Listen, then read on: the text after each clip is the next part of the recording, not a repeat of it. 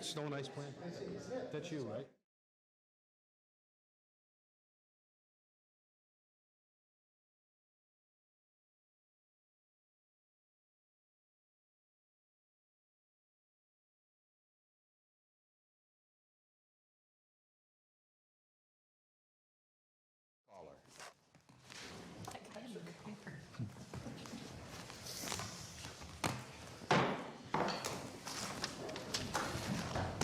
Good evening, everyone. Have someone we want to remember in the community, Peter Thomas Pollard, age 64. He was a lifelong resident of Newburyport, passed away at Anna Jakes Hospital Sunday afternoon on October 30th.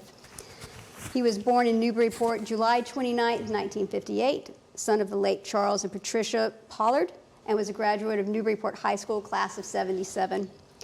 Peter worked for AmCare Ambulance Service, process engineering, and as an athletic trainer for both Newburyport and Triton schools.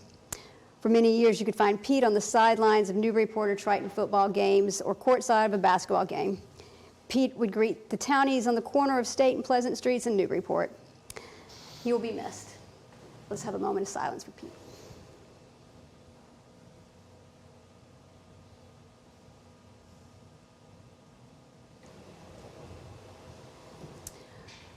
Please join me in the Pledge of Allegiance.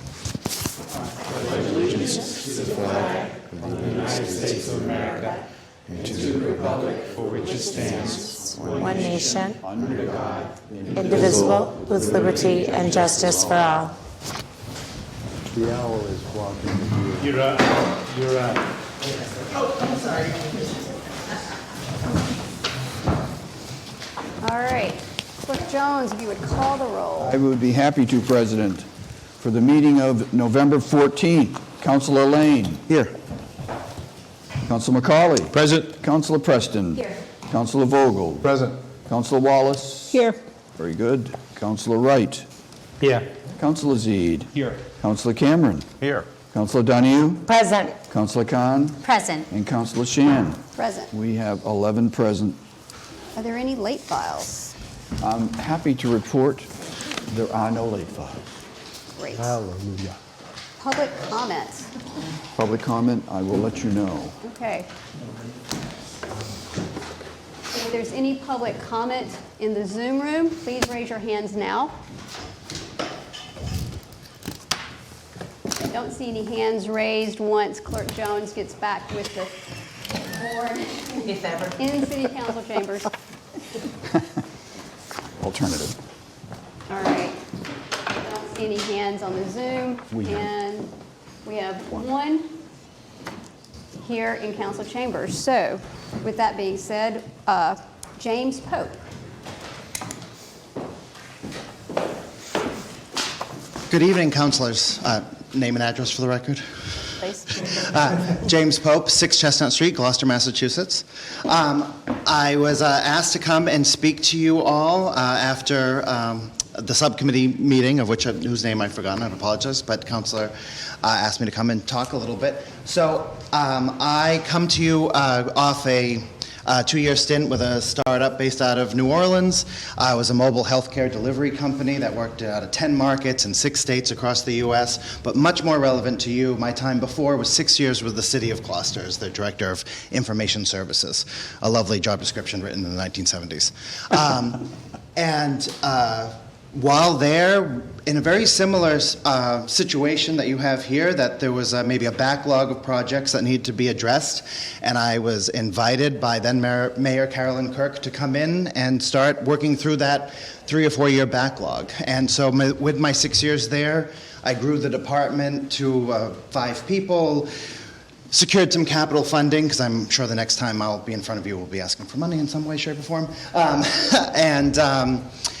Worked through an infrastructure upgrades that connected multiple city buildings, built a connection with the school that included some shared services so we could get some cost savings, as well as sort of overall increase the level of service and the solutions we were purchasing for the schools and city at the same time. And then replaced all major applications. You already are running Munis. Gloucester went through a Munis conversion. You're already running Viewpoint, which is now called OpenGov. Gloucester went through a migration for its permitting software into Viewpoint, back when it was Viewpoint. And then other public-facing applications. Seek a Fix for public service requests, Next requests for public records requests, and a Civic Plus website redesign, which you actually are in process of at the moment. I'm very excited about the prospect of working for Newburyport. It's nothing but opportunity, which is always exciting. And I look forward to working with each of you, figuring out what we can do together to sort of move everything forward and push the rock up the hill a little bit further. Nice. Thank you. Thank you. Appreciate it. Welcome. Good luck. All right, that ends public comment. Mayor's comment.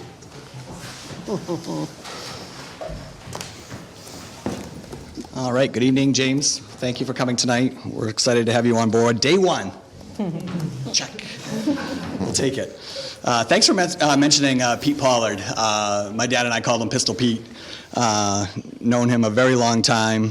I loved having my kids grow up and then driving down State Street so we could roll down the windows, and he'd say, "What do you do when you're hungry?" And my kids would yell, "Yeet." Yeah, yeet to him. But just a super guy. And like I said, I want to thank Council Preston for putting me in touch with him on his birthday this year. I got to go up and see him, and turned out it was the last time I got to see him, so that was great. Happy Veterans Day to all our veterans out there. I want to thank all of you who came yesterday, Friday, I mean. Really great day, great service. I want to thank Kevin Hunt, as always, for putting that together, our Director of Veteran Services, Mike Bartlett for all his help, Jamie Tuckalo and DPS for all their help, Newburyport Police Guard, Newburyport Fire Department, and the NHS Marching Band for helping to put a really great event together. The Plum Island Dredge, so right now it looks like the 9-foot channel has been completed. They're doing a survey this week, and so they're going to determine if they need to do any more dredging or if they missed anything. So once we have that status, then they'll work on bringing in the big dredge end to start that back up. But that's exciting to get that 9-foot channel completed. We have a couple of flu clinics still going on. We actually just added one for this week, so November 17th, Thursday, from 1 to 7 at the Senior Center for your flu clinic.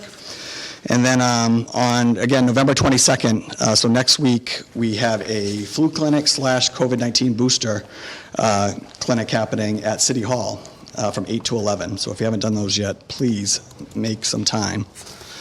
Looking forward to seeing you tomorrow at our joint City Council and School Committee meeting. Always a good night, a good way to kind of kick off budget season, kind of getting a handle on where we are currently as a city and what we see coming down the pike. And then we get to hear from the schools as well. And I know Phil Littlehale and Sean Gallagher have a lot of information to share with you tomorrow night. In your packet tonight, you're going to see the snow and ice plan for the winter. This has been put together by Acting Director Jamie Tuckalo. A lot of work went into this. We're actually going to bring back the public meeting aspect of this too. So we've put Wednesday, November 30th down, 6:30 upstairs here at City Hall for a community presentation on the snow and ice plan. I guess they used to do this in years past, so we're going to bring that back and have everyone come in. There's a lot of planning that goes into this, so I just think it's a great opportunity for residents to come in, ask their questions, and then hear directly from the people putting the plan together about why we're doing it and what we're hoping for this winter season. Tomorrow is the day that all the information about the electricity aggregation will go out. It looks like collectively we'll save about $2.2 million this winter for our residents. This was split into a 10-month contract with Direct Energy Services. Again, we're going to see about a 36% savings, which is exciting. And so we're going to have 3 information settings around the city. So I'll just highlight those here. November 21st, 6 p.m. at Peter Hall.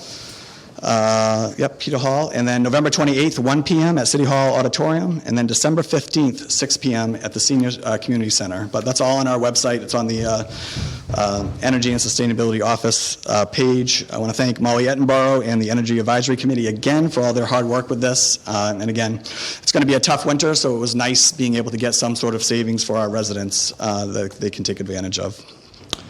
And finally, in your packet tonight, you're going to see the tax rate. This is, again, we're kind of in a tough spot right now. I think the next couple of years could be challenging for residents. So I think in my office we're trying to find as many ways possible to help residents. So you will see a little bit of different option this year with the tax rate. So we look forward to passing that into Budget and Finance to talk about that a little bit more. But what we're trying to do is give residents a little bit more savings this coming year.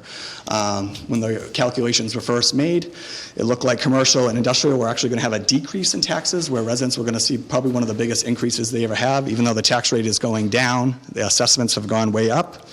But again, we're looking forward to that conversation around the tax rate this year. And that's it. Any questions? Hugely important. In years past, the joint meeting with the school department had dinner before the meeting. We have been cutting all sorts of corners this year in the mayor's office, and so Before we get there? we will not be providing dinner this year. But I am looking forward to hanging out with each and every one of you. Before we get there? Yeah. What do you do when you're hungry? What do you do? You eat. So just eat before you get there, I guess.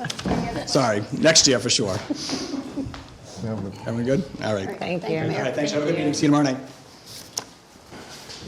All right, moving right along, the consent agenda. Okay, this evening that consists of the approval of the minutes for November 1. The first communication, which is application 114, we're removing that because it's date sensitive and it goes into the regular agenda. That leaves communication 446, the snow and ice plan, to go to public safety. Communication 447, girl troop to sell cookies at 12-9 in Market Square, to go to public safety. There were two transfers, 143, DPS sewer, 1,456, same amount to heavy-duty truck purchase. And transfer 144, general fund free cash, 401,000 to the general fund budget reserve, same amount. Both of those to go to Budget and Finance. Following appointments. Appointment 351, Gene Berger, 33 Middle Street, to the Tree Commission till 12/1/2025. Stephanie Pellegrini, 11 Lower Street, Tree Commission until 12/1/2025. Andrew Shapiro, 20 Eagle Street, Affordable Housing Trust until 12/1/2024. That's to go to Planning and Development. Previous two went to Neighborhood and City Services. Monica Welsh, 1 Market Street, Cultural Council till 12/1/2025, Budget and Finance. Andrian Silversmith, 4 Willow Ave, Cultural Council, 11/30/2025, Budget and Finance. Victoria Finnegan, 10 Boxford Road, Rowley, Assistant Treasurer Collector, to go to Budget and Finance.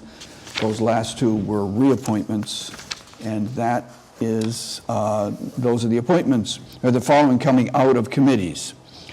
Communication 436, Anne Marie Monzioni letter regarding park bench. General Government, Communication 438, Menorah Market Square. Communication 440, IT Director James Pope. Planning and Development, Ordinance 125, Amendment to Chapter 5. These are coming out of Planning and Development. Order 386, 2 to 6 Market Street, sidewalk easement. Communication 444, Planning and Development Net Zero memo. Next 4 are coming out of Public Safety. Application 111, Ladies Night Out, 12-3 Nicholson Hall. Application 112, DEI Alliance Invitation Night, 12-2 and 12-9 in Market Square. Order 387, signage Forrester Street. And Communication 441, electric car charging. As I mentioned, maybe I didn't, we're not removing out of committee Ordinance 128. That is staying in rules. And that, with those changes, are the consent agenda this evening. Councilor McCauley. Thank you, Council President. I would like to Communication 446 to go to NCS instead of Public Safety. That has been the way it has in the past. And I would also like to remove Order 387 from the consent agenda.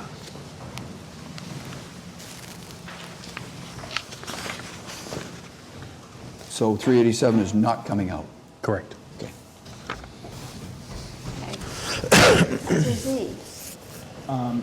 I would also like to remove 2 items, please. Appointment number 354 and 355.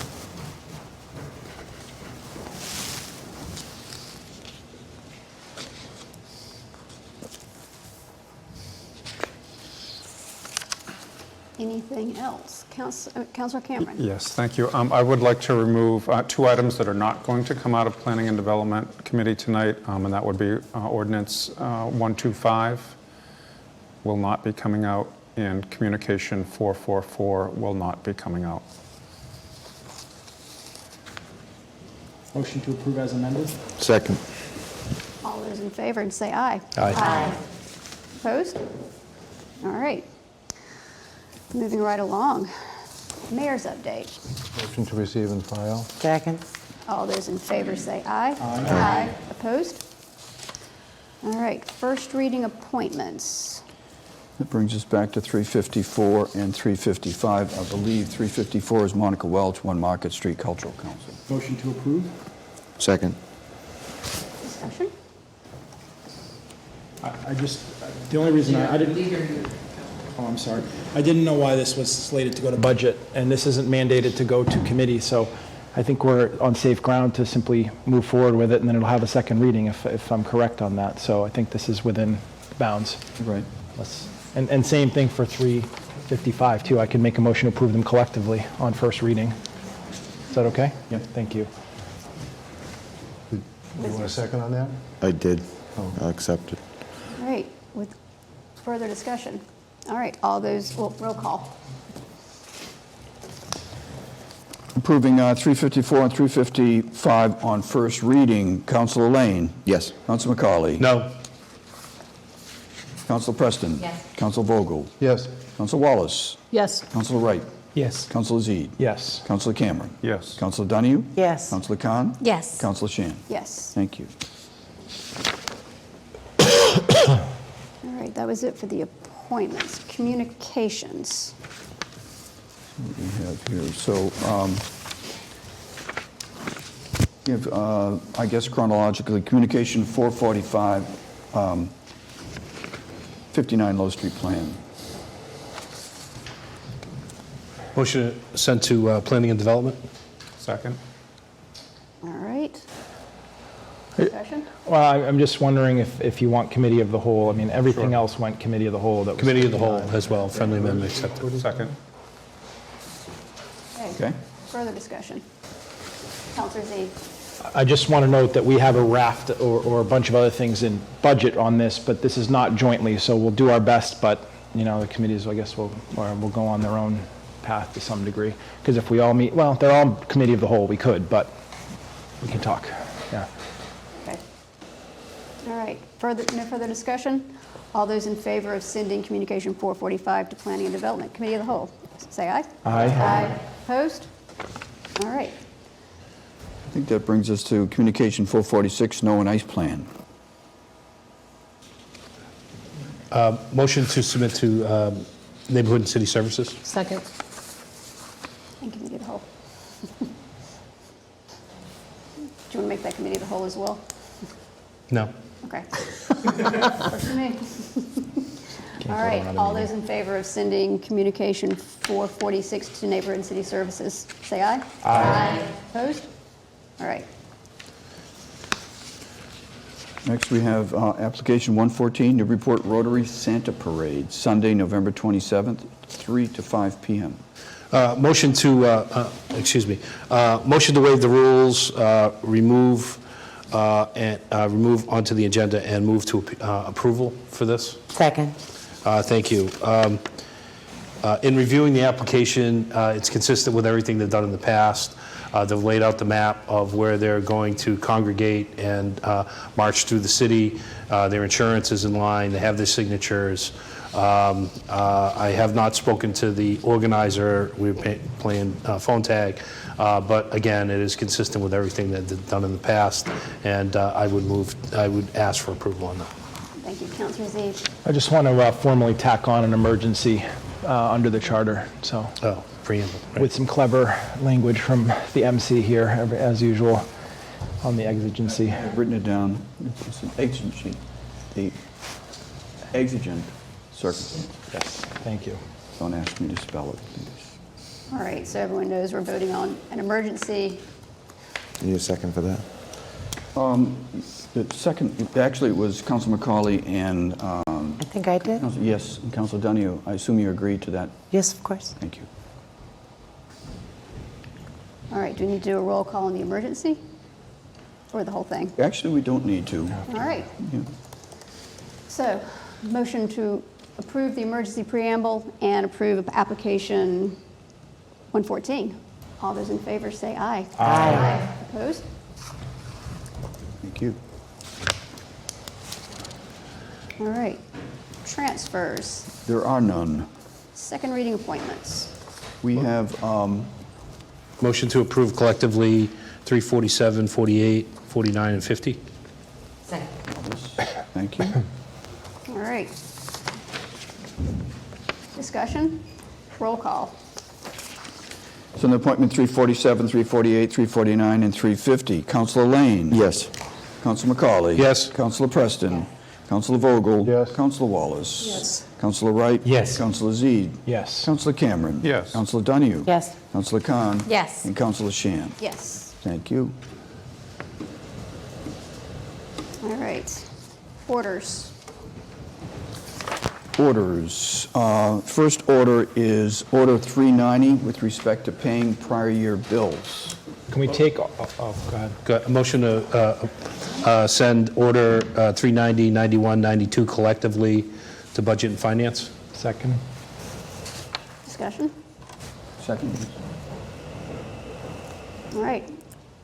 Seeing no discussion, all those in favor, say aye. Aye. Opposed? Wait, can I, sorry. Sure. Am I recognized? Yeah, did we want to make that committee of the whole, or did we do that for the tax rate? I think that would be Should do that for helpful. the committee of the whole. Tax rate for sure, right? So And, yeah, the 391 and 92, please, committee of the whole. Yes, please. unless anybody cares about 390, but 91 and 92. Okay. So I have Budget and Finance, all three are going to Budget and Finance, 391, 92 also going to Committee of the Whole. Correct. Yes. All right. Order 393. Motion to send to Public Safety. Did we vote on that one? We did.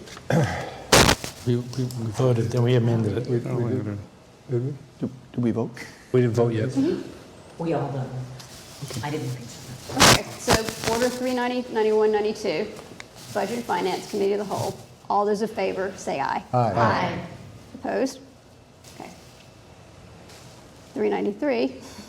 393 is the holiday parking that comes in every year, 2022. The dates are Sunday, the 18th to Through the 25th. 24th.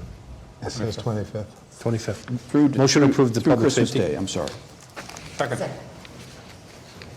All right, all those in favor of sending to Public Safety, say aye. Aye. Opposed? All right, ordinances. First, four are second readings. Handicap parking space, Order 121, Plummer Avenue. Motion approved. Second.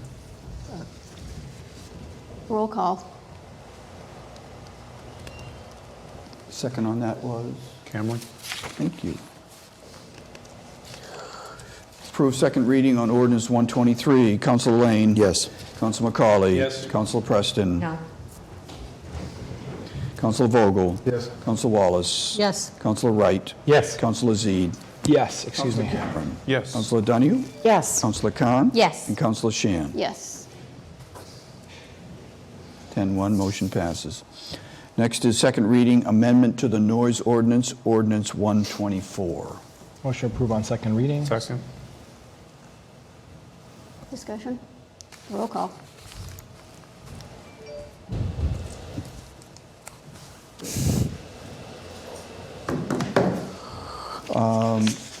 Councilor Lane? Yes.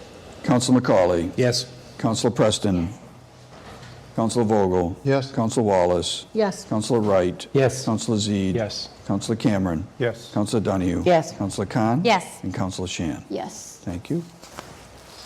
That brings us to ordinance 126, amending Chapter 13, 180, the resident zone, with respect to those dates and times. Motion to approve on second reading. Second. call. Counselor Lane? Yes. Counselor McCauley? Yes. Counselor Preston? Yes. Counselor Vogel? Yes. Counselor Wallace? Yes. Counselor Wright? Yes. Counselor Zede? No. Counselor Cameron? Yes. Counselor Donahue? Yes. Counselor Khan? Yes. And Counselor Shan. Yes. Just for the record, that was moved by and seconded by, thank you.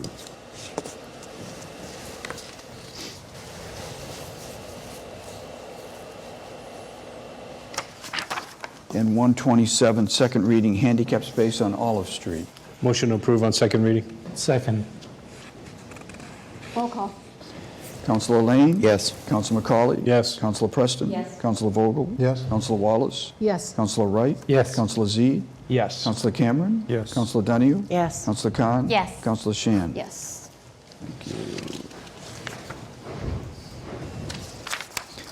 That leads us to amending Pleasant Street by adding a 15-minute parking space, the first space, next to Hales Court, heading towards the post office. Motion to send to public safety? Second. Discussion? All those in favor say aye. Aye. Aye. Opposed?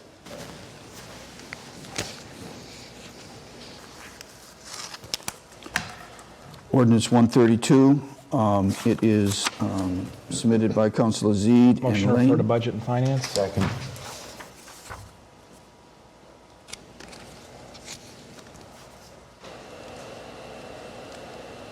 First and seconded, going to Budget and Finance.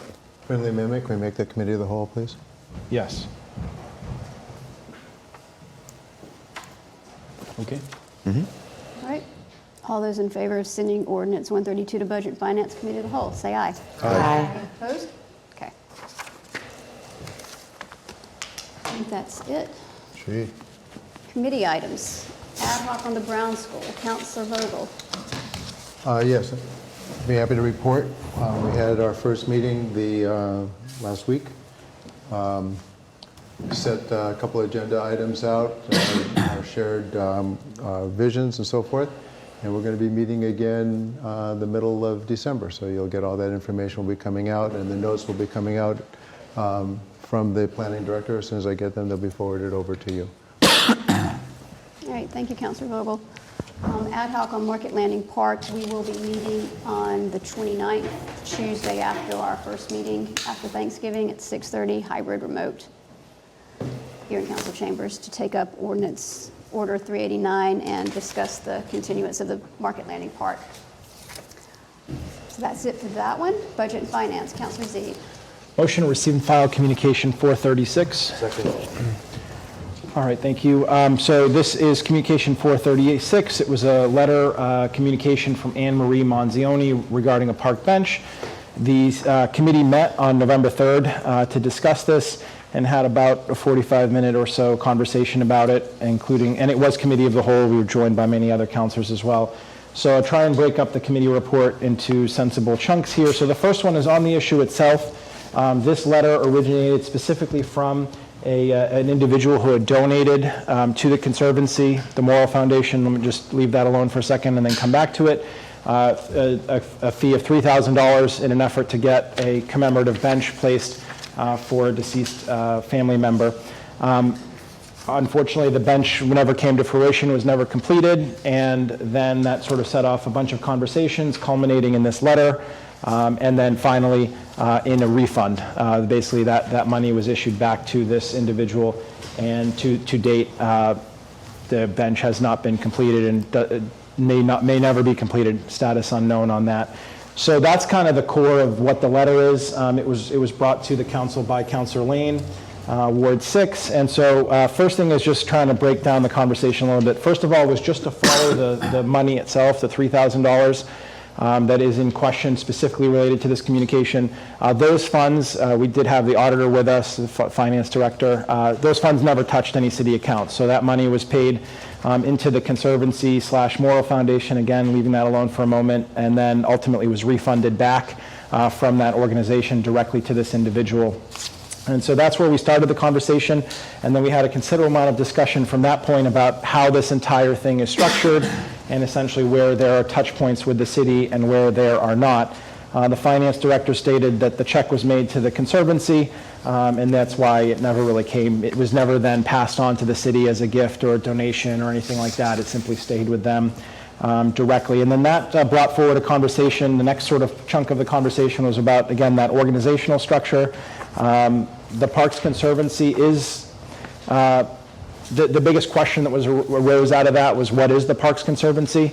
There's been a considerable amount of discussion about the Conservancy acting as, quote, the fiscal agent for the Morrill Foundation, but then there were questions about seems to be lacking paperwork, particularly a doing business as type certificate, and so there were a lot of questions. We also inspected the check that was issued back, and there were questions about the account that it went into. And in this case, it was donated to the Conservancy, but then potentially got a refund from the Morrill Foundation, so there were a lot of questions about that as well. We then went on and talked about, okay, so what does this all mean?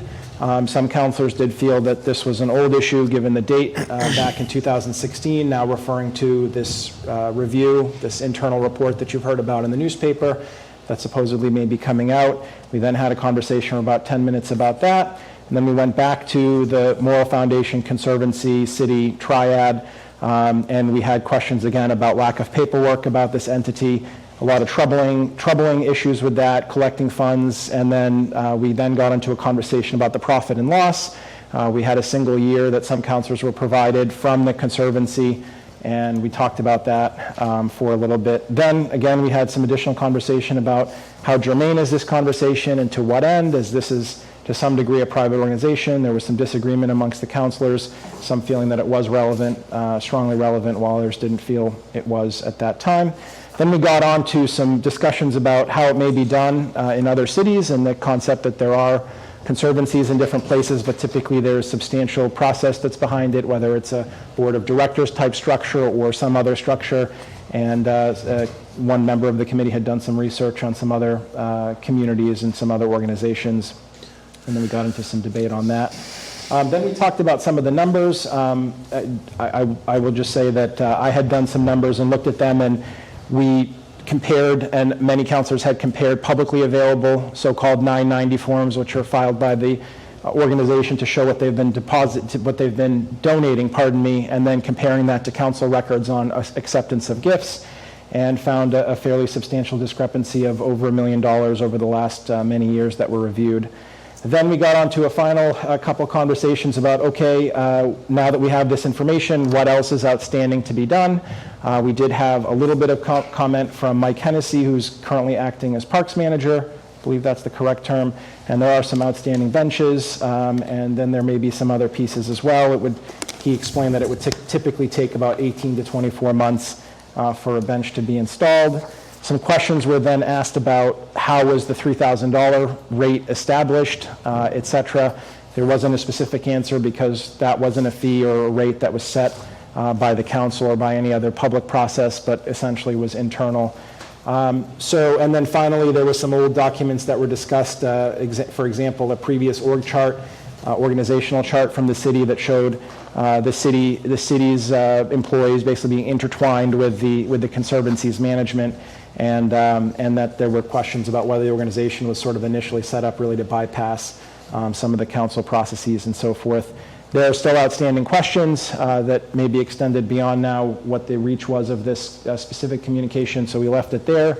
But the questions generally revolved around additional accounting for funds and additional accounting for time, particularly as the parks manager stated that a lot of time was actually put in by the parks department, at the then parks department at the time, into some of these endeavors, like actually constructing benches almost from scratch, et cetera. So with all that said, and I, as usual, will yield and then give my own comments, but we at the end of the conversation, it was a recommendation to receive and file, which received a vote of 3-0. Sorry for the long winding road, but that is how the conversation went, and the recording is online if you wish to listen to it. Discussion. Council Wright. One of the issues that was raised in our conversation was the depositing of the checks and whether the endorsements were valid. I received paperwork today from the CPA for the Morrill Foundation, which provided to me a business certificate that was initiated and signed in 2012 by the Moral Foundation, establishing the DBA relationship with the Parks Conservancy. However, I have to add that that document's only valid for 4 years. So it was there in 2012. It has never been renewed. And the other thing is that it was never signed by the city. It was only signed by the Moral Foundation and not by someone from the city. So I want just to add that to the record. Thank you, Councilor Wright. Councilor Vogel. Yeah, thank you, Council President. I'm going to add a little bit of color to the whole thing as well. I've received a considerable amount of information over really about the last 12 hours, and I certainly will provide this to the clerk as a correspondence, should it be so desired. This is in response to the last meeting, the last committee meeting that was observed, and then this response came forward, and it came to me most likely because I've been quite outspoken about it and so forth and so on. So the document is prepared by the former Parks Director and states some of the following. I won't go in the full detail, I'll just kind of do the highlights, though we do have plenty of time. So she speaks about regarding the check endorsement, and she indicated very much the same things that was just reiterated by the councilor at large. And she realizes that it is confusing and so forth, but she dates back to the 2012 resolution that established that relationship. So though it's confusing, she said it's completely legitimate. And then she speaks more about there was a mention of 3 donors who did not see their memorial come to fruition. And she speaks to the fact that, as working with the donors to keep in touch, that she always kept in touch to see what they were paid for, but it was hard for them to listen. It was hard to listen to them and make suggestions, and it's hard to listen to the suggestions that donors were left in the lurch. She says it was when she was laid off, she was committed to volunteering with the Park Conservancy for the sole purpose of seeing the installations through and making sure that no donors were left in the lurch. She says she's in correspondence with all of the donors up to this date, and there are still outstanding memorials. And if there are donations that any councilor knows about that are about to come to fruition, it would be best to coordinate with her, if she still is in touch with them and knows all about them. And reaching out to the Parks Department, she says, just confuses the issue at the moment. She should be reaching out through the Conservancy, since that's where the requests were originated. Is this something that we can have in our packet for next time, Councilor? You can, but I would like to continue. If I just may, to clear up a couple of more things, I will try to go as quickly as I can. As it relates to this particular item, this bench, there was a lot of confusion. And there was a lot of pressure to get it done by the person requesting it. I'll tell you what, really what it amounts to is that a lot of what has been said and laid out is not 100% accurate. It needs a little bit of clarification. I will submit this as a document. Thank you. One last moment. There was one other consideration made at that meeting that talks about what donations are. And I will also submit this letter, that this is a letter that goes to the donor and indicates where the money goes and how it's handled. So I will submit these for next week. Councilor McCauley. Thank you, Council President. I wasn't going to speak on this because I spoke at the committee meeting, but that letter obviously has sent me over the edge. And the reason being is this is the fundamental disagreement that we have. This is city money. This is public money donated to the city that needs oversight. Somebody who's no longer associated with the city, who's volunteering for an organization, who won't give us our $70,000 from this year, is an insult to us. This piece of paper that we got that's not signed and it's unsigned says, okay, in 2012 it was valid. It's been not valid since 2016. It's been invalid longer than it was valid. And so what we get here is we get a continuous shell game of where our money is. All right. That's what it is. Thank you very much. Thank you. I'm not sure where the 70,000 number came from, but we'll leave it at that. Wow. Counselor Vogel, enough. Counselor Zede? Thank you. So I just wanted to offer my kind of analysis, I guess, of the situation to some degree. First thing is,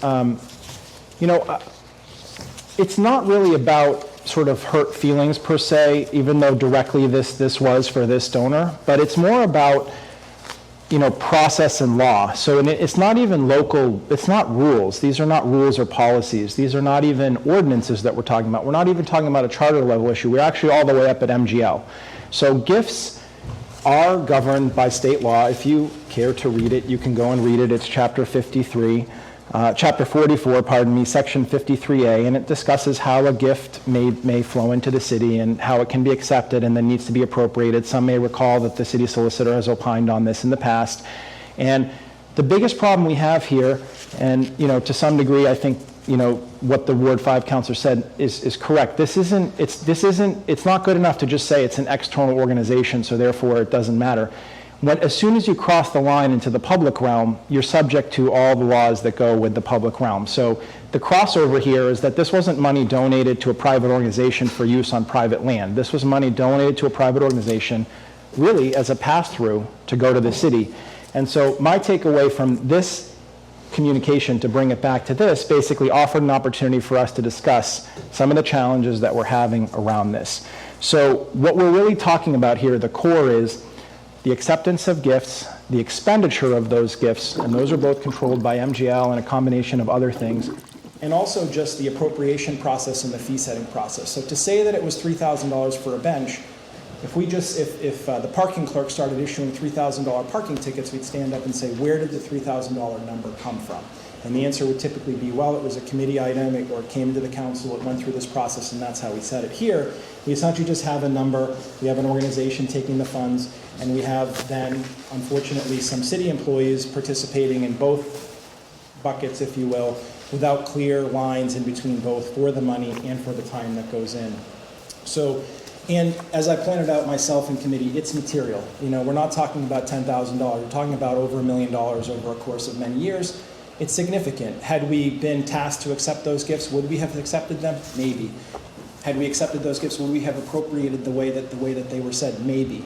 And why is it maybe? Because if they come to us and say, here's a $1,000 donation, let's say the $3,000 becomes $1,000 after expenses, and we find out that the Parks Department has to expend 40 hours to build the bench, and it's a net loss, we may actually not accept that gift. Why? Because we stand here in public to protect the public dollar, the public trust. So we have real problems here, and I think that personally, just speaking again only for myself, I think there's a lot of hang up about the organization and the checks and that sort of thing, which is extremely valid, but my issue and where it crosses into the city is we're not able to just push this out and say it's a private organization. Friends of groups cannot be used to circumvent the public process. And as soon as the money is destined for a public purpose, it crosses the threshold of the public land. That's just how it works. There are various friends of groups, they do really good things for the city, but everybody has to be on notice here that if you have a gift for the city, it's great, but there's a process behind it. It has to come in, has to be accepted, has to be appropriated. It's really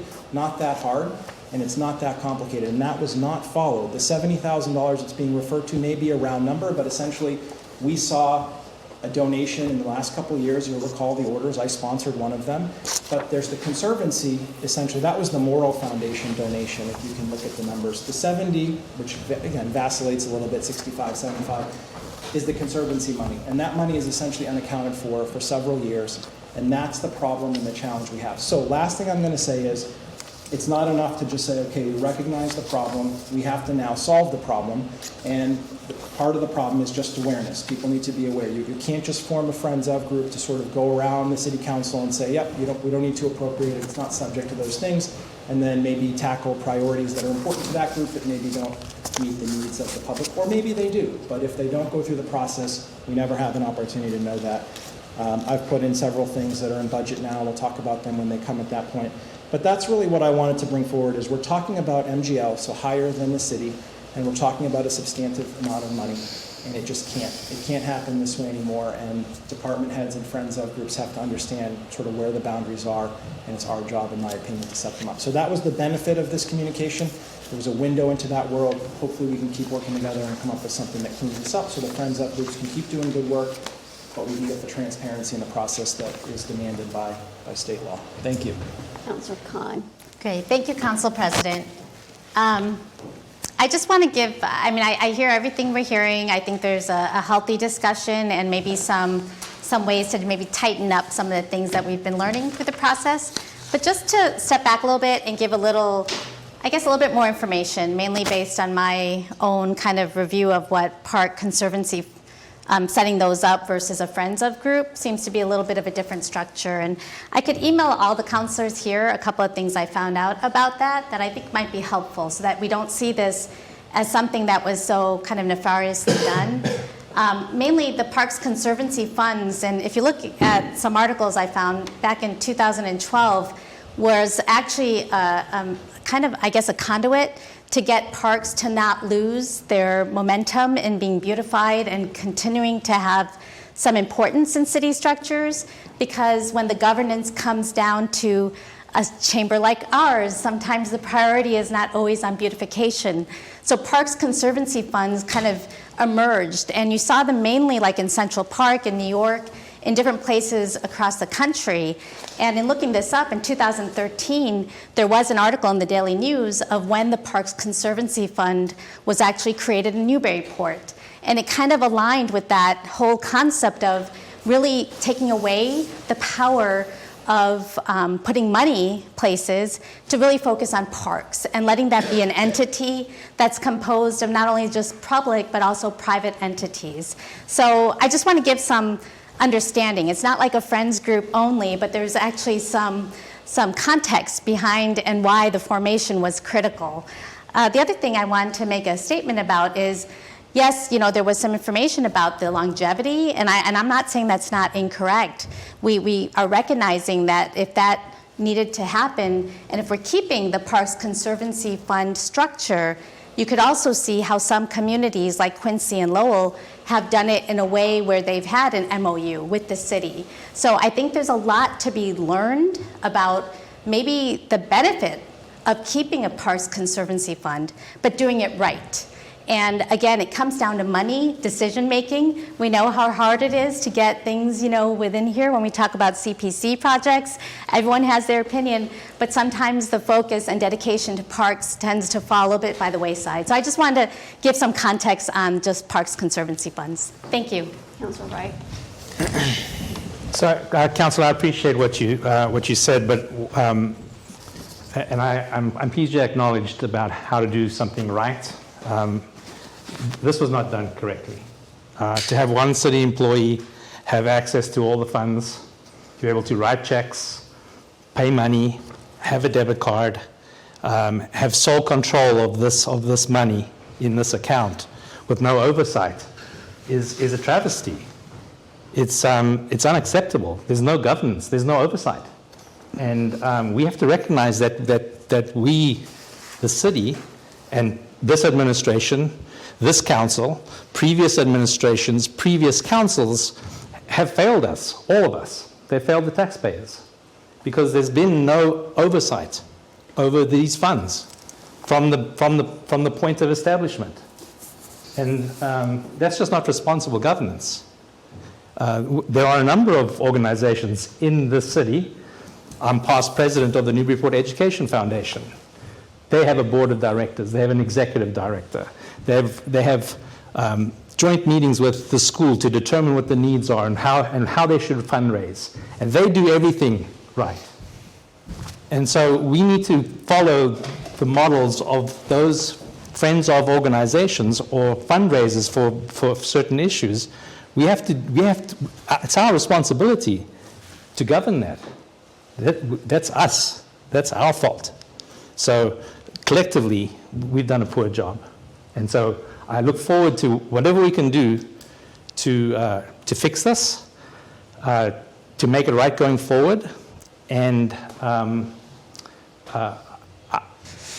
still concerned about looking back to see where these funds are, how they've been appropriated, and an accounting for them. So I would implore the Moral Foundation, who I think have a bit of a black eye in all of this, to release the information that the city needs to the city so we can do a forensic audit on the money that has come in and have an accounting transparently to our constituents, the taxpayers of Newburyport. Councillor Khan, and then back to Councillor Zeid. Councillor Councillor Khan. Okay. Thank you, Council President. I mean, I wasn't going to say more, but I guess my reason, again, it's about kind of collaboration and lessons learned. And, you know, we seem to be pointing our finger at one person, and that kind of, I think, let's just remember what we do in this chamber. It's for what's the best of the community. And all I could say is, having sat on the council now my 5th year, we have seen a lot come before us related to the parks and the spending of funds for the parks and the maintenance of the parks. We've seen a lot on the Moral Foundations in terms of other kind of funds that have been provided to the city. And I really do thank anyone who has given money towards the city to be used, towards our parks, towards making them what they are today. So without, like, we just need to be mindful of what we have been able to accomplish in the city. And I'm not saying the process was, we're learning about it. And I think a lot of us are learning through these kinds of experiences. And I think part of it is, yes, we've learned that there might be room for improvement. And I'm very familiar with the Newburyport Education Foundation as someone who's also been involved with them. And there is a board of directors, and there is a more kind of maybe a different process. Again, looking back on the articles on the Conservancy Fund, and I really ask people to look at past daily news articles on it from 2013, 2015, where they did fundraisers in the community. And one of the things I learned really just by reading these articles, which I actually never paid attention to before, was that the Parks Commission was also involved in some of the conversations. When they talked about how to use the funds, the Parks commissioners were involved, and they talked about it there. So there was some places for conversation. It's just not where every city councilor had spent their time. And I understand and appreciate that. But with that said, again, Lowell and Quincy have really good structures and frameworks. But I think I would ask everyone here who has been a city councilor now and understands the money and how we spend money, I think you'll get another appreciation of where there is benefit in maybe having something like this, but that MOU is what I'm really encouraging. It's how we move forward now, everyone, and that's what I'm hoping we could come to kind of collaboratively. Thank you. Motion to move the question. Second. All right, motion to move the questions on the floor. Roll call. Roll call. I'm moving the question. Councilor Lane? No. Councilor McCauley? No. Councilor Preston? No. Councilor Vogel? Yes? Councilor Wallace? No. Councilor Wright? No. Councilor Zeid? No. Councilor Cameron? Yes. Councilor Donahue? Can I get a point of clarification? So there's a motion on the floor to remove the question, which means if it passes, we will go right to a vote. Okay. Yes. Councilor Khan? Yes. Councilor Shan? Yes. Motion fails. So the next hand I saw up that hadn't spoken was Councilor Wallace's. Sure. Just very quickly, I do not disagree with the councilor at large. I think the Friends groups are a wonderful idea. Conservancy, there's structural issues. We understand that. My concern is we don't have accounting, whether it's from the Moral Foundation or from the city side. We don't know how much has gone into our city parks. No idea how much it costs to maintain and operate a park. It's just basic accounting. And also, as I recall, there was a separate bookkeeper that we approved for the Parks Department in our budget a few times, and that always came up. So the city has some record. So I ask the current administration to please just help us put the pieces together so we can go to our residents and let them know that we're doing our job and looking out for taxpayer money. So, thank you. Councilor Lane. First, I want to apologize to Ms. Manzioni and her family. This has been a complete nightmare. I received another email, and her coming to Newburyport on her sister's birthday and seeing a granite slab on the waterfront half scratched off was just another kick while they're down. So I'm hoping that the city can rectify this and put a bench in place relatively soon, or at least reach out and see if they're even interested at this point. Second, I want to agree with the councilor at large. That's why we're having these conversations. Regardless of who your friends are, we're going to have conversations about oversight and do right by the public. So I just want everyone to kind of bear that in mind when we're rushing along and we just want to skip over because we're looking out for who the person is. So at that, I'm going to yield before I explode. Thank you, Councilor Lane. Councilor Cameron. Thank you. Yeah, I'm going to agree with the Ward 4 councilor. I think it'd be great from the city to get a summary of, I wasn't able to get to that committee meeting, but, so I'm kind of learning this on the floor, a little bit from what I've read in email and some of what I've read in the paper, and I don't disagree with everything I read in the paper, mind you. But I honestly, I think the administration should put some summary documents together. I know this is also in the context of a bigger, vision and reorg for the whole Parks Department. But these, whether you call them friends of, or conservancies, or foundations that benefit a specific public purpose and allow the private people to add to that money, it does need to be set up properly. And so to the at-large councilors' points about segregation of duties, and you just can't have one person kind of controlling, many of the ends of this. I think it's, worth looking at. So I would look to the administration to give us some guidance and sort of see, if there is a next iteration of some sort of external group that is a way for the public to contribute to our parks, that we can do it in the right way. Thank you. Councilor Zaid. Thank you. Yeah, I just wanted to follow up on one thing. So I'm very much invested in looking forward, but I want to stand here and put a marker in the ground that nothing we pass here is going to overcome Mass General Law. That's not really what we do unless we pass a home rule petition. And I don't think anybody's going to vote for a home rule petition that says that we can collect money on the side and then it just bypasses everything. If somebody wants to bring that in, they certainly could, but they would do so at that part is not debatable. So the governance structure, if we want to have a relationship with an organization like this, that we can discuss going forward. But I just want to stand right here because there are many friends of groups, again, operating with the best of intentions. There are department heads acting with the best of intentions. But right here tonight, everybody has to understand that when it becomes public money, it is government money, it is city money. And whether you keep it in your account or not doesn't change that. And if you don't come through the process, then it becomes misappropriation of public funds, in my opinion.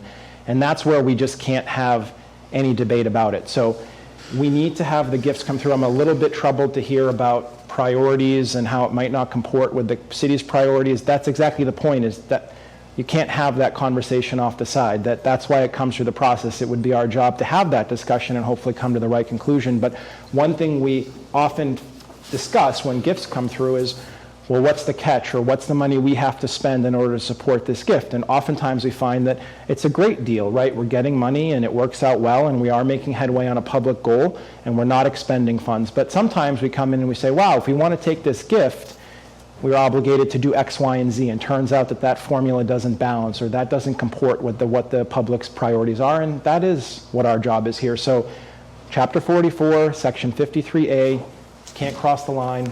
I want it to be on the recording so that because this is actually normally the time of year when we would typically start processing this gift, the part that we have been seeing, it's important to me that everybody know that on the record. Thank you. Thank you, Councilor Zaid. So I think the motion on the floor is, Receive and file. without further discussion, all those in favor to receive and file the communication, say aye. Aye. Aye. Opposed? No. One no. Thank you. Anything from Budget and Finance? That's going to be it. I do just want to make a committee note. So we will be meeting on Thursday. This is our standing meeting. We're going to start at 6 p.m. We are almost, BFOTW, because almost everything is committee of the whole. So I just want to notice you on some things that we will and won't be discussing. I'm going to try and run down the list here. So our first priority on Thursday is to tackle the tax rate, which is Committee of the Whole. Thank you for the reminder. And so we'll be doing the residential factor and the tax rate first. That's orders 391 and 92. We will then proceed to several free cash transfers, including continuation of the culvert conversation. If you attended the last meeting, the city engineer has been invited and will attend, as will the planning director, so we will try and take that up next and see if we come to a closure on that. Then we have a couple of other free cash transfers, Parklet Maintenance Fund, which is one of the few that's not Committee of the Whole, Stabilization Trust Fund. So these are transfers 139, 42, 141, 144. Then we'll do prior year bills, and then the heavy truck purchase, and then finally we'll have the treasurer collector appointment, the assistant that we came in tonight. What we will not be discussing on Thursday, notably, is 59 Low Street. Due to staff conflicts, was not able to coordinate getting people. Plus, we have to do the tax rate from a time perspective. So I still don't have a formal schedule on that, but it is very much top of mind. And I know Planning and Development now will be taking its own path as well on the communication. And then actually the ordinances that I referred to that I had put in also will not be discussed on Thursday. This whole thing will be posted tomorrow so you can read it, but I just wanted to give you a notification in case you were interested in any of these items. Thursday, 6 o'clock, and then we're winding down for the year in terms of committee meetings, so again, I'll do my best to keep you posted on what time we have left in the year. Thank you, Councilor Zaid. All right, education, Councilor Khan. Nothing to report. All right, general government, we had 2 communications. So first one, motion to approve communication 438, the Hanukkah menorah in Market Square. So in committee, we did vote 3-0 to approve this. This is what we've done every year. Basically, the synagogue is asking for permission to run an electric cable so they can light the menorah. What we did also include in committee was on condition to remove the menorah by January the 2nd. So with that being said, motion to approve.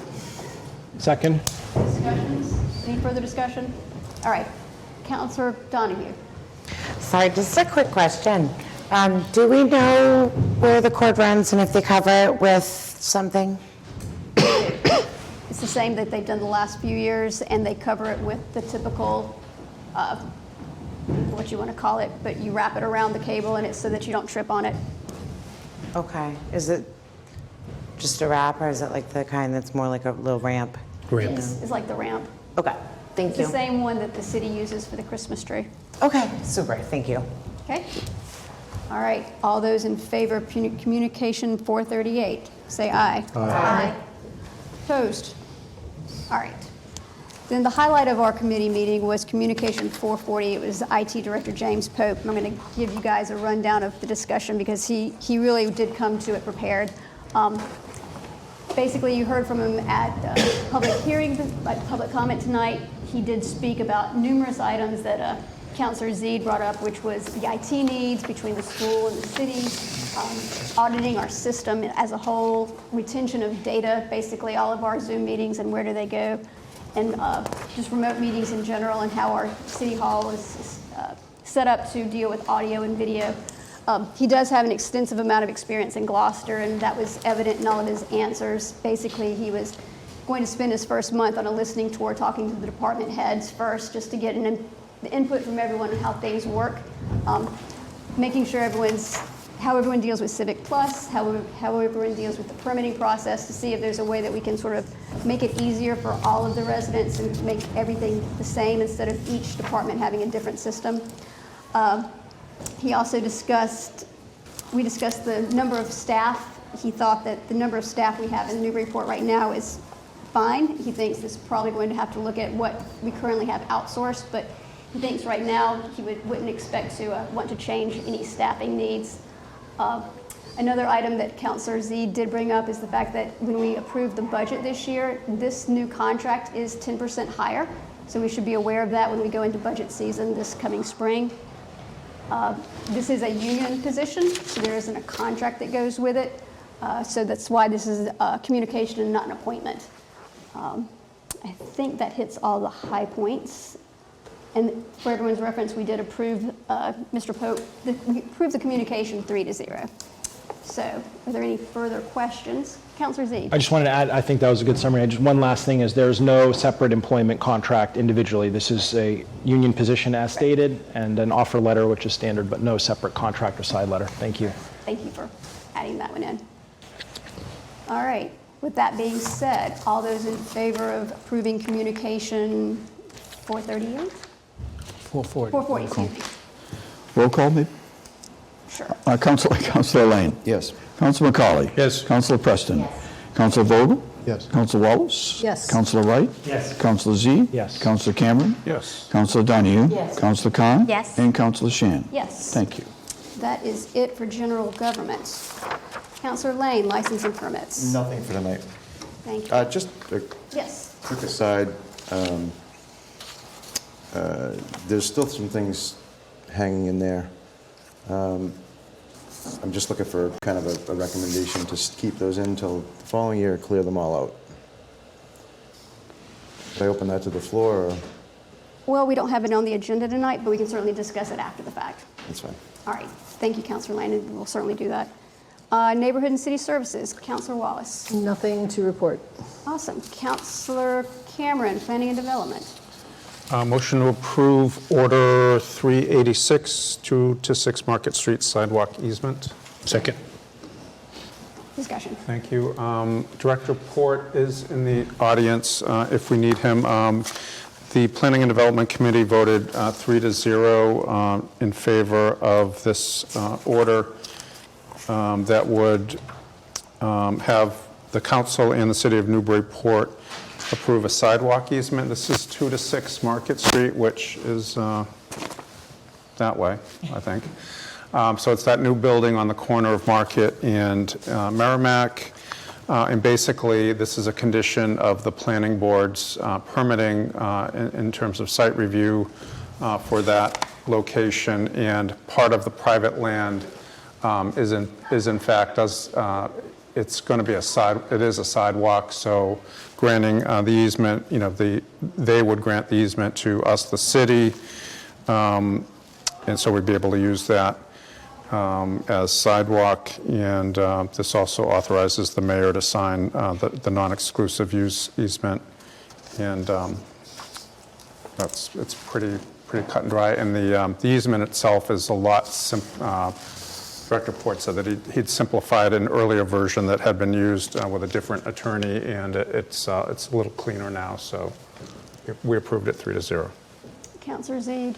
I just wanted to say on the recording again that we accept the easement, or I will support it, but the city does not own this thing. This maintenance of this sidewalk does not belong to the city in any way, shape, or form. This is simply, essentially, in my reading of it, acceptance of it for use by the public so that they can cross over, essentially walk over it. But the word maintenance appears several times, but that is not meant to be construed as we now own the sidewalk, or when the sidewalk needs repair or replacement, that is somehow the city's responsibility. So maybe that'll be in the minutes for 20 years from now. Thank you. Thank you, Counselor Zaid. Further, Counselor Khan. No, just a question in terms of, well, first of all, I did really appreciate the council from Ward 1 saying that, because that was some of the questions that came too. But the attachment A didn't come in our packet. Was that, I'm sure that was in the original, not in this one. So, but I think that piece that was just added here, as long as that's understood, because that's, anytime you hear easement, that's the first thing you're going to think about, especially at that location, 2 to 4 Market. So I'm guessing, and I'm in the committee, and I was not able to make it. The question is, I guess, the longevity. So what is the time frame? Do these easements have any time frame that they have to be reviewed or looked at again, would be the only thing. And I'm sorry again for not coming to the committee meeting that was talked about. We could call on Director Port. Phone a friend? Yes. Yeah. It is perpetual. It's perpetual. It is, okay. Runs with the land. That's fair, that's fine. Okay. All right. Further questions? All right. Maybe a roll call since it's an easement. Yep. So this is to approve 386, the easement. Councilor Lane? Yes. Councilor McCauley? Yes. Councilor Preston? Yes. Councilor Vogel? Yes. Councilor Wallace? Yes. Councilor Wright? Yes. Councilor Z? Yes. Councilor Cameron? Yes. Councilor Donahue? Yes. Councilor Khan? Yes. And Councilor Shan? Yes. Thank you. Thank you. Nothing else to report. All right. Thank you, Counselor Cameron. Councilor McCauley, Public Safety. Thank you. A motion to approve collectively applications 111 and 112. Second. Thank you. On application 111 is Ladies Night Out with a run, wine, and chocolate on December 3rd from 2 to 5. The applicant was in front of us. It starts and finishes in Nicholson Hall on Harris Street. The route goes down Harris to across all the way to Green, all the way over to Washington, picks up the rail trail, goes out the rail trail, turns around and comes back. Everything is self-contained within, start and stop within Nicholson Hall. They don't believe that they're going to need any road closures or anything like that on the Merrimack portion of that. They can just run along the sidewalk and around the side. They won't have the a bulk road of people on the road at the same time. So, but we did ask that if they do get above their couple of hundred applicants, that they may want to consider getting a police detail going forward. And to date, we haven't heard anything more on that. All the signatures were in place, and so and their insurance was good, and so I would ask that we approve that. We voted 3-0 to approve it. The second one, application 12, is a request by the DEI Alliance to put out a table on invitation night in Market Square Bullnose, December 2nd and December 9th, from 6 to 9 p.m. This is part of their outreach program, Know Your Neighbor. They plan to have some hot chocolate and hope that they can get some strangers to meet and converse under the guidance of the Alliance themselves. We did mention to them that the Bullnose would be busy because there'd be a tree there and a menorah. So the exact spot wasn't known. They did talk to the Parks Commission if they had, if they inadvertently go to their spot versus our spot, and they were okay with it. So I think we've got all our ducks in a row on that one. And we voted 3-0 to approve that as well. All right, further questions? All right, all those in favor of approving collectively applications 111 and 112, say aye. Aye. Opposed? All right. Motion to receive and file communication 441. Second. Thank you. This is about electric car charging, and you have the pictures in your packet. The situation that we have there, that we had some discussion about, is that the city has electric car charging stations that are available to the public. Some members of the public are running electrical lines from their homes across the sidewalk to the street and parking their cars there and plugging their cars in. That's not acceptable to us on a number of levels. Violates our sidewalk ordinance. It violates public safety. We actually, while we don't call out electrical cords running out, we call about all of other obstructions that are there in the sidewalk, and this fits right in line with that. However, what we're trying to do in talking with the sustainability director as well is to say, listen, this is a reality that's going to happen, and we need to change our thinking about this, and we need to get ahead of it. And so we looked to some other communities as to what they were doing. And so no community allows a resident to run an electrical wire over the sidewalk to a parking spot.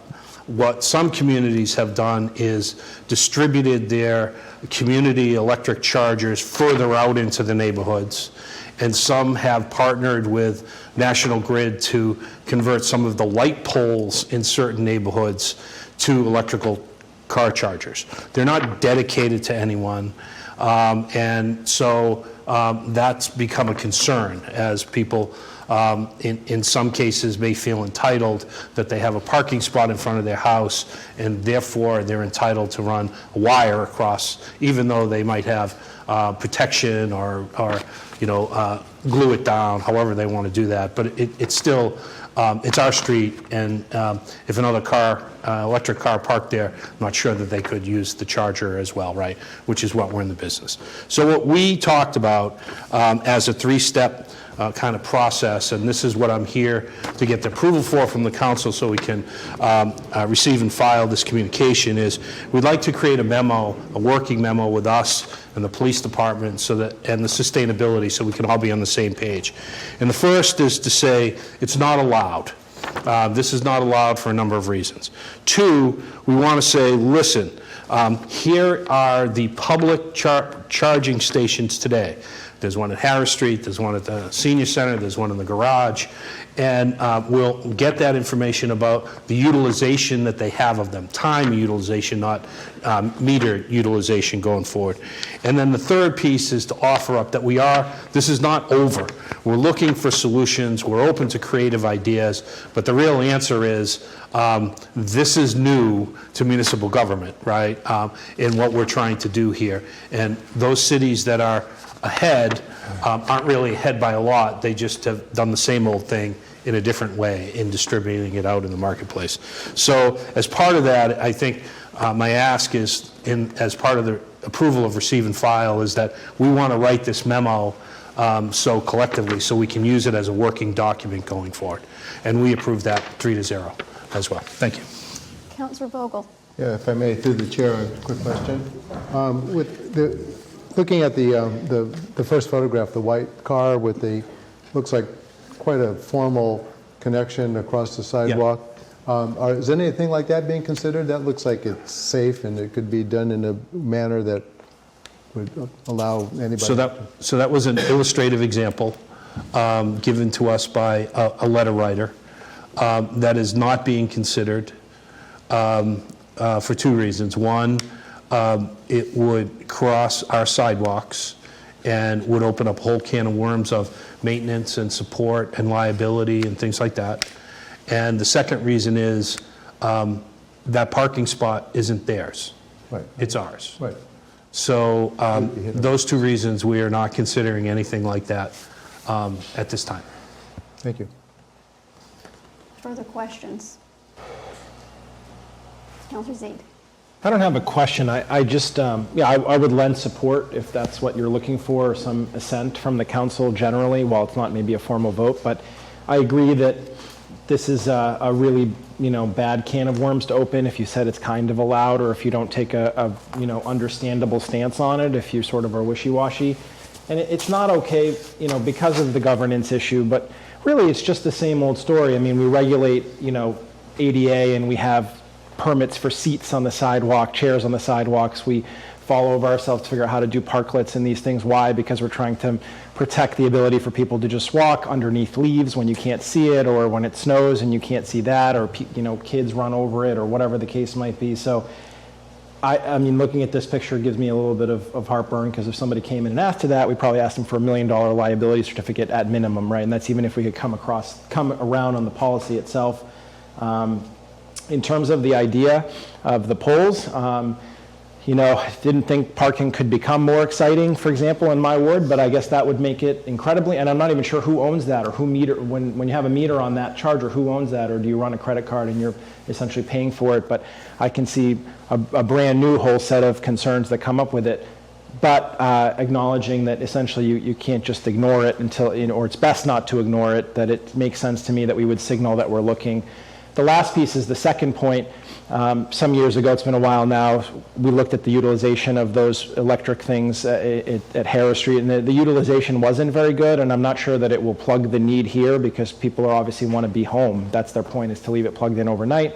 But awareness is good, at least as far as what we have, and it is germane to decisions we make. For example, we've been having discussion about more chargers on the waterfront park as part of that design. So really thinking about who will use it, will they use it, because they are quite expensive to put in, and also the technology is evolving maybe more rapidly than we can move forward, like with level 3 chargers and the ones that only need 15 or 20 minutes versus the what was now considered ancient. It's only a couple of years ago. So I just want to offer my support. I'm just one person for whatever it's worth, but the memo seems to make sense to me. Very tough problem. Good luck to public safety, but it's a good start. The best I could help with. Well stated. All right, further discussion. All right, all those in favor of receiving and filing communication 441, say aye. Aye. Opposed? All right. Nothing further tonight. Thank you. Great. Counselor Vogel, Public Utilities. Nothing to report. Rules. Yeah, just an update. We did meet last week, and as I suggested earlier, we're going to meet again this coming Wednesday at 6:30. It is hybrid. It's now posted correctly. It'll be here in chambers and also hybrid. It was quite an interesting discussion. It's not a slam dunk to be putting these committees together. There's a lot of interesting concern, and those that were in attendance certainly feel free to add some color to the conversation or to my dialogue here. So it was pointed out that if you combine these committees, you may not necessarily lower the amount of work that needs to be done, that you still have the same amount of work, and you may have fewer committee meetings to go to. That was part of it. The other part of it is exactly, you know, what fits in well with all of these. It was well done by the council president putting these together. We decided that there's a little bit more discussion that needs to happen, and it needs to happen from all of us. So if you can attend the meeting, that would be great. It'll cut down on the meeting on the floor when we get to it. I'll put the better notes together. You'll have them tomorrow in preparation for the meeting on Wednesday if you can make it. Thank you, Councilor Vogel. Councilor McCauley. I'd just like to extend a thank you to the chair for the time for allowing us to talk about these different committees. At the time, we had a lot of leeway and a lot of good discussion in terms of the committees themselves. One of the things, and this is kind of a challenge for everyone here, is that one of the things is that we've got to think at that we've got to look at this, have a paradigm shift as how we approach these meetings. The mindset we have coming into them, the output that we want to get out of them, and you know we're trying to align the committees with what is germane to the budget and how that nicely aligns along the way, or not so nicely, but we're trying to get it to align more consistently so that when you're talking about public safety, you know where, you know, police or fire, you know that it's going to public safety. And so therefore, you know, there's a consistency in there in that. And that's really, I just wanted to reiterate that there is this change of thinking that everyone's being asked for, and that's why everyone's input is really required this week. Thank you. I'll put my 2 cents in. I do hope everyone can attend because we did have a good conversation last week. It did go well. And I really do hope you all would support this because we're also going to talk about what scheduling would look like if we had 6. And what I'm trying to look for is something that the community and the residents can be dependent on. It's like we all know that Budget and Finance meets the Thursday after every council meeting. I'd like to see that same kind of consistency with these committees. And I think if we get it down to a smaller number, we can get there. So anyway, we're going to be discussing that on Wednesday night as well. So hopefully everyone can attend and put their 2 cents in. Anything else, Councilor Vogel? No, thank you. All right, good of the order. Motion to adjourn? Second. All those in favor say aye. Aye. Opposed? Didn't think so. Thank you, everyone.